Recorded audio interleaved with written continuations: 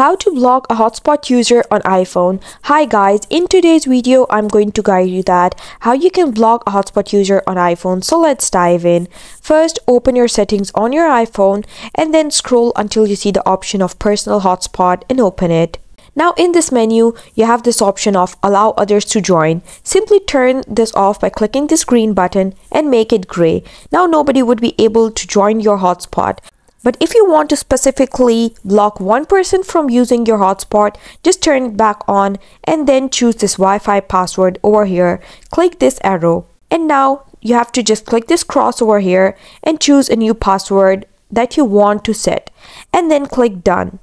Now you can share this new password with only the friend that you want to share your hotspot with, and do not share it with the person that you want to block. And that's a process that you can follow to do so. I hope you found the process easy and liked my video. And if you did, please don't forget to like and subscribe my channel.